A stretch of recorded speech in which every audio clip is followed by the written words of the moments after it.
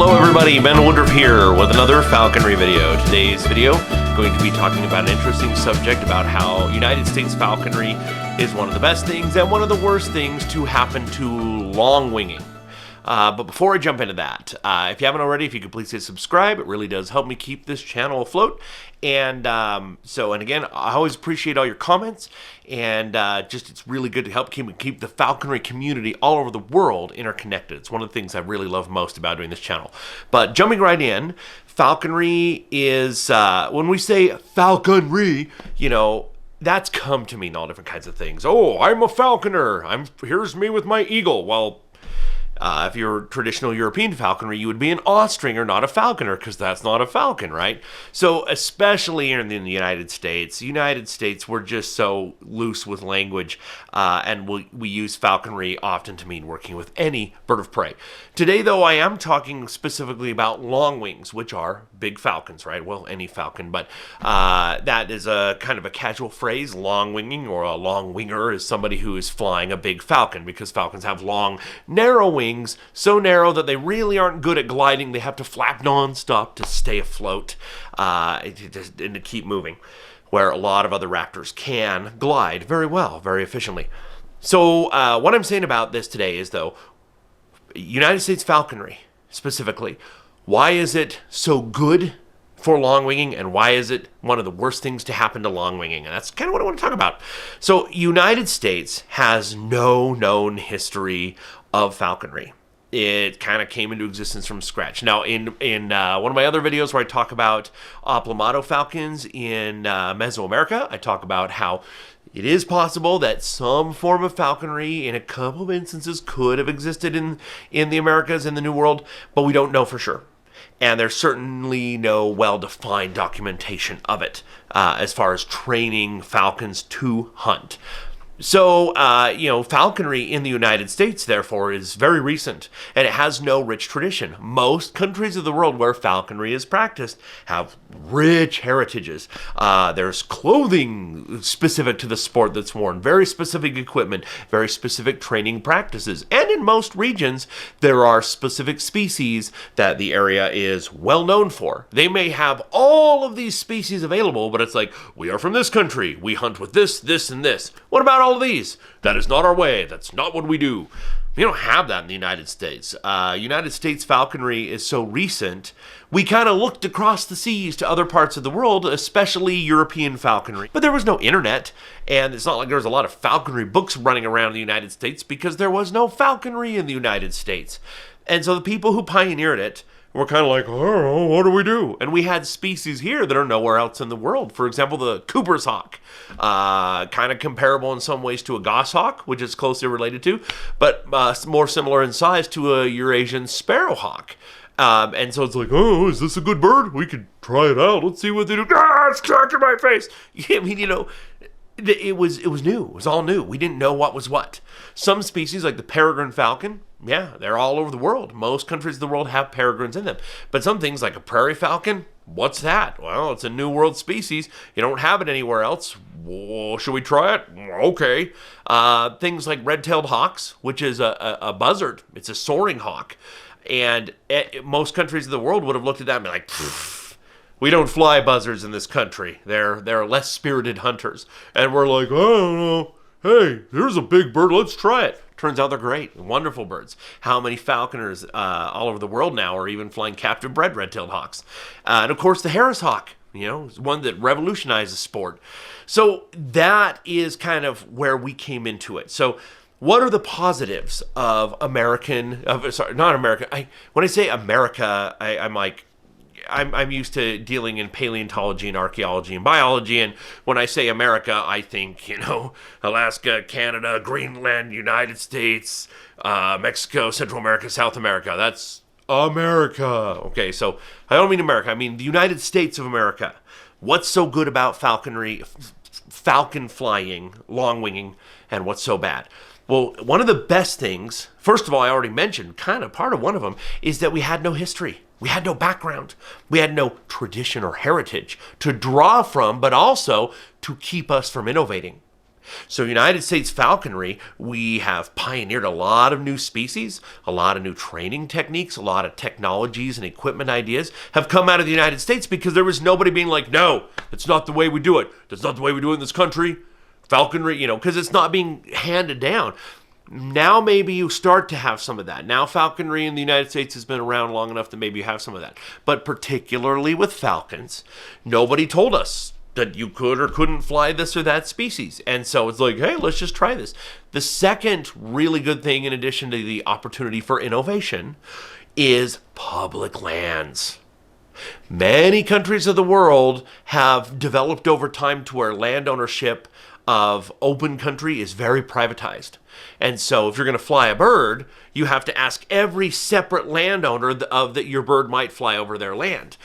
Not only that, the whatever quarry, whatever prey species you may be interested in hunting on that land, in many countries that is managed privately by the owner of that land. So here's a plot of land, here's a plot of land. Pheasants on here, this guy says, if you pay me money, you can hunt pheasants in September. This guy says, you can only hunt pheasants in December. Well, what if your bird flushes pheasants on the other side? See what I'm saying? It's like, it can be very hard. Why is that a big deal with falcons as opposed to other raptors? Well, if you're walking along with a goshawk and you're like, okay, we're hunting, we're here in this forest, and then, you flush up a partridge, they go after it, toing, they get it, they land on the ground, you go pick them up. Or they miss it, you call them back, and you keep going hunting. It's flash and dash. That's what you're going for. Similar with most hawks, even with eagles, even though you can do really good training an eagle to soar, most people hunting eagles are flying relatively off the fist or letting them go fly up on a rocky cliff or something and you flush towards them and they dive down.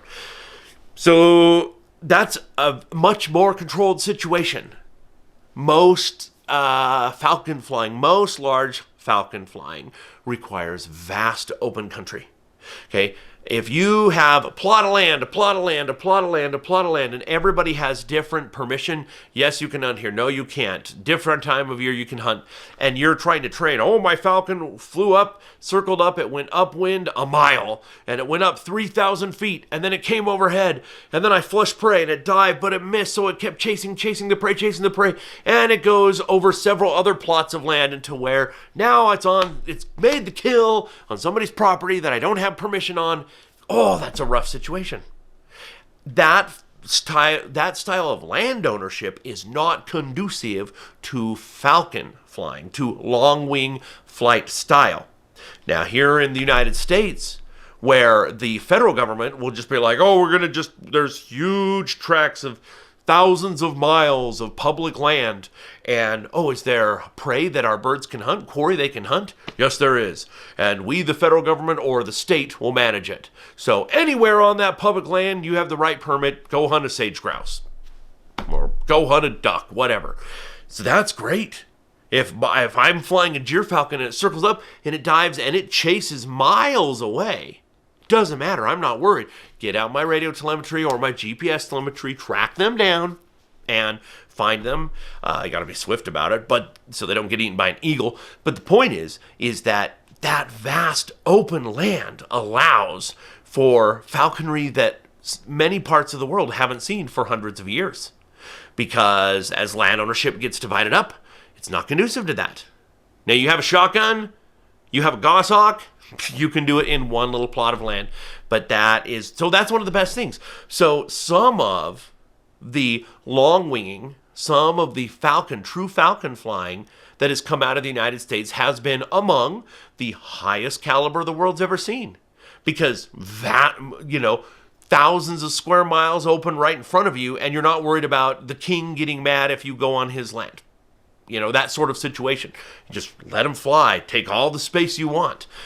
So those are two good things. United States falconry has allowed for innovation. It is provided the opportunity for innovation to come about because we didn't have tradition, and it has provided open space to allow long winging of the highest caliber to be able to be practiced. Doesn't mean every long winger is practicing to that level, but I'm saying it really has made it. And I've got to say, one in particular, gyrfalcons.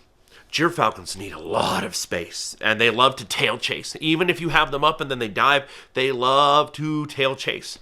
And it's interesting. I was looking through my library. I couldn't find the book, but there was a book written in I think it was like the 1930s, 1940s, and it was in a European country, but I don't remember which. But the author had said, well, yes, in the old days we flew gyrfalcons, but really, no sane person would fly a gyrfalcon anymore. There's not open space. It's not worth it.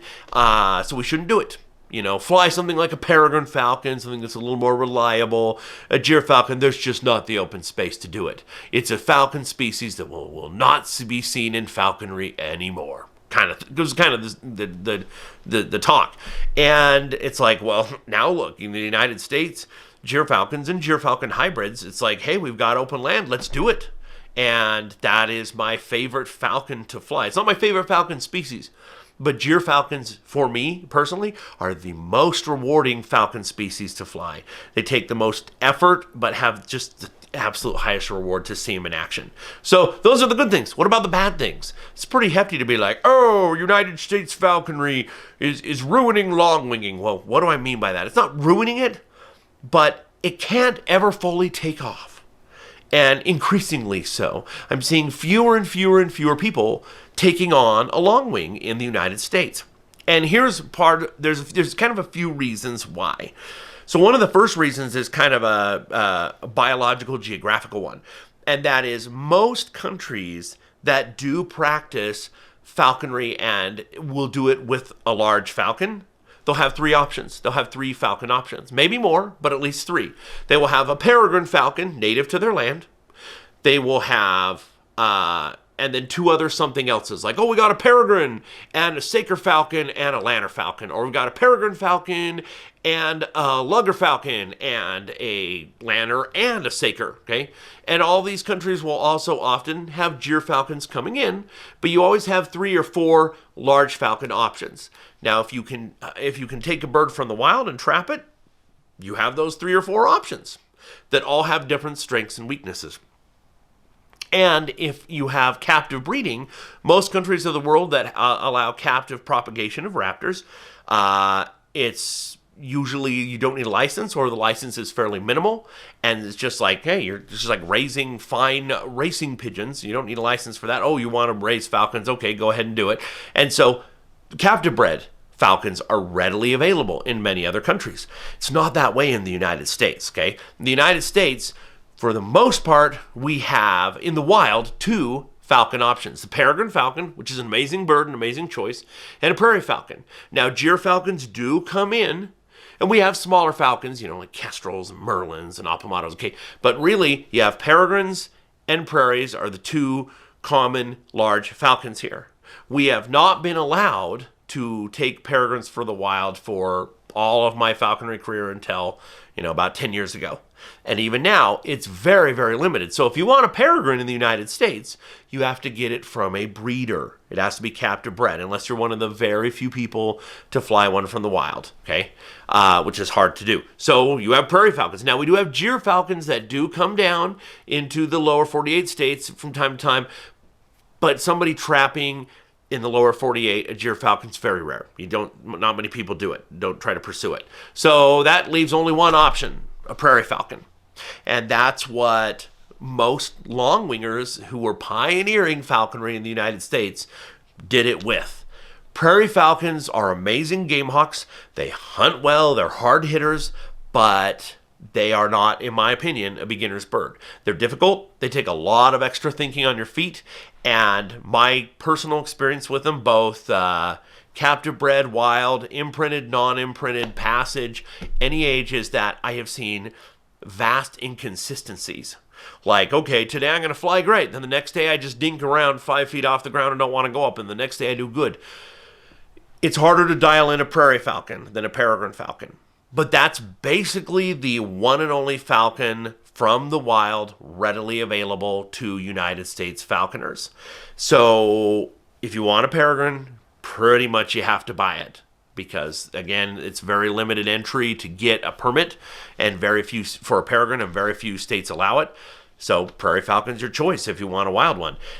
So that's problem number one, is we don't have options or wild options, especially options that are good entry-level birds. Like a lanner falcon. Lanner falcon is fairly easy to train, not as gamey as a peregrine falcon, but a lot of the countries that have them view it as kind of a good way to get your feet wet, good way to kind of have an introduction into flying a long wing without them flying off to the next county on you. That's good. We don't have an option like that. We only have the two, and a peregrine or prairie, and we really only have the one, and that's a prairie, because again, you can't get a peregrine. So the other problem is, well, what about captive bred birds? We have captive breeding of raptors. A lot of it was pioneered in the United States. We have a lot of great raptor propagators here, but not all that many. Okay, the ones that we have, most of them are pretty good, but we don't have very many. Why? The United States and all the individual states, both the federal level and the state level, regulate very intensely. And it is incredibly difficult to get a falconry permit in the United States compared to other countries. And to get a raptor propagation permit is even more difficult. So the people who put forth the effort, they're not making money. All their money's just being sunk into food to feed their birds that they're breeding. And so if they're selling a baby that hatches, they have to sell for quite a lot of money. So I've been amazed, to see the price difference between a lanner falcon in the United States versus in Europe, just where it's like, it's just nothing. And that makes it hard. So even though you could say, well, with captive propagated birds, there's all these species that are technically available in the United States, huh? Yeah, but you're not having, it's cost inhibitive. And falconry itself is red tape inhibitive. It's like there's so much red tape, so many hoops you have to jump through, that there's not a lot of people jumping in to become falconers. And if they are, they're like, well, hey, I could go trap a red-tailed hawk, buy a capture permit isn't too much. I could trap a red-tailed hawk, go out and be hunting jackrabbits, having a great old time. That makes way more sense than spending thousands of dollars to buy a captive bred, whatever, peregrine falcon or lanner falcon, and then have to spend all this extra money on telemetry and training it to go up high, maybe having to get a drone or a kite or a balloon to help train it to fly better. And then what if it just gets shot or killed by a golden eagle? Things can happen. So my point is, I am seeing much more proliferation and growth and interest in the United States in your soaring hawks like red-tailed hawks and ferruginous hawks, your parabutios, your Harris hawks, and microhawking, kestrels, merlins, sharp-shinned hawks, Cooper's hawks, oplomatos. That interest seems to be growing, where interest in longwings seems to be waning. And again, I believe that is partly because we don't have wild options readily available, other than a prairie falcon. Prairie falcons themselves are they're not user friendly. So it's not like, hey, it was a lot of work and a lot of heartache and didn't do too well with my first prairie, you might be saying. And the captive bred ones are not readily available, and the ones that are available are extremely expensive compared to other countries. Now, it just is what it is. I think that it is more rewarding to properly and successfully train a large falcon than just about any other branch of the sport. And so that's part of what I like to promote on this video, is the beauty and the majesty and the power of the experience of being successful, of working hard, working through the difficulties of training a falcon and having success and having understanding, to have a bird thousands of feet above you, watching you, you're watching it, and you can know each other well enough from your daily flights that you can anticipate what's going to happen. He's going to go upwind and he's going to come over. I know it. So I know right when he sets his wings, I'm going to flush up that pheasant, and he's going to dive down, he's going to catch it, and you can anticipate each other. It's so rewarding to do. So you shouldn't do long winging just because some guy on the internet, on YouTube, is like, it's really great, you should do. No. If you want to do falconry, or if you are a falconer, you should fly what birds you are interested in flying, and what birds you're going to put the effort in if you have. But I hope that we always have long winging in the United States, because it's an absolute tragedy that we have as much open public land in the United States as we do, that anybody can just fly on with not having to get permission from anybody. You say, hey, I just need 10 trillion acres to fly on. There it is. Off you go. Geez, what a treat that other falconers in other countries don't have that option. And longwinging takes the most advantage of that opportunity presented by the concept of public lands. So, interesting concepts. I hope longwinging stays alive in the United States. If you let me know down in the comments below, please let me know your thoughts on these subjects. Other ways you think that longwinging is benefited by being practiced in the United States, and other reasons you think why it might be waning in popularity while other branches of the sport are gaining in popularity. If you haven't already, please hit subscribe, and as always, happy hawking.